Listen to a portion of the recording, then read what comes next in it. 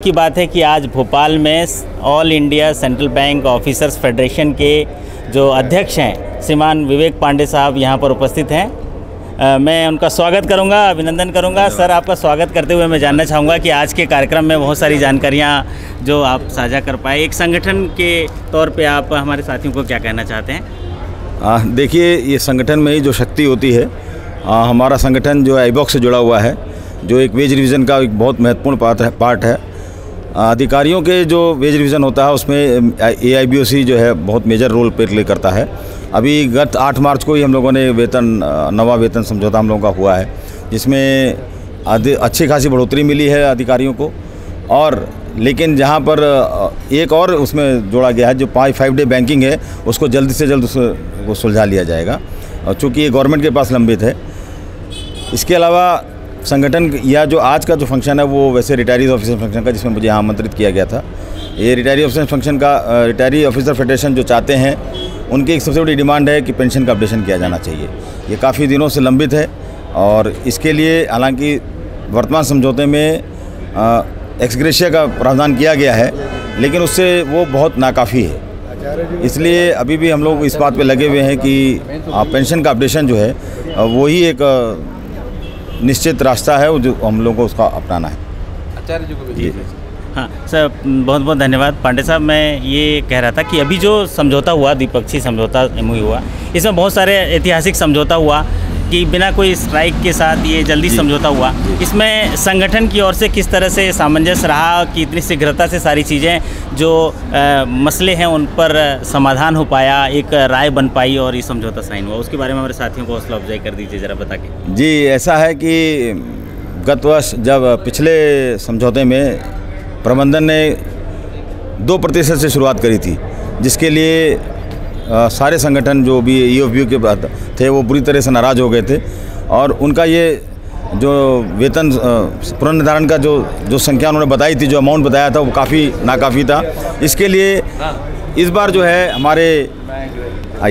इसके बाद हमारे जो है संगठन में इस बार जो 17% से उन्होंने शुरुआत 15% से करी, इसको बढ़ा के 17% तक किया।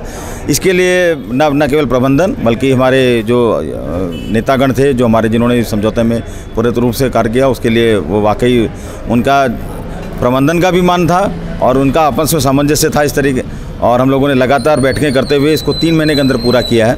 हालांकि 6 महीने का समय था, बिना किसी स्ट्राइक के और बिना किसी उसके, ये इसके लिए प्रबंधन और संगठन दोनों का योगदान है। बहुत बहुत धन्यवाद पांडे साहब, बहुमूल्य जानकारी देने के लिए। साथियों, मैं बताना चाहूँगा हमारे बीच विशेष तौर से उपस्थित हैं आदरणीय श्री KV आचार्य साहब, all India pensioner and retirees confederation के प्रेसिडेंट हैं। मैं चाहूँगा कि सर, आज के इस विशेष कार्यक्रम में जो बहुमूल्य जानकारी दी, उनका मैं सबसे पहले आपको स्वागत करते हुए निवेदन करूँगा। Thank you so much. आप भोपाल में पधारे और हमारे जो पेंशन साथी हैं उनमें एक ऊर्जा डाल दिया, आपने एक उत्साह डाल दिया। तो मैं चाहूँगा कि हमारे इस वीडियो को हमारे जो ऑलरेडी काम कर रहे हैं नौजवान साथी वो भी देखेंगे और पेंशनर साथी भी देखेंगे। बहुत बहुत शुक्रिया।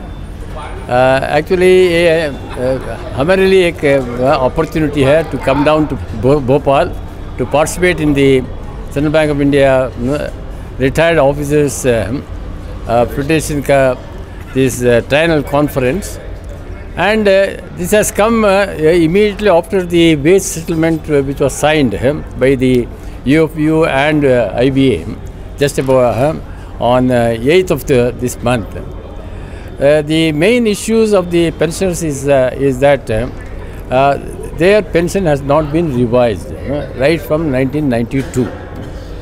And there is a Supreme Court judgment which very clearly says that whenever there is a wage revision, there should be also pension revision.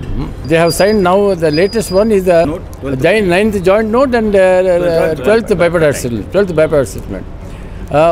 Except in 1986 में एक updation दिया उन्होंने, इसके बाद updation has not been given to the retirees.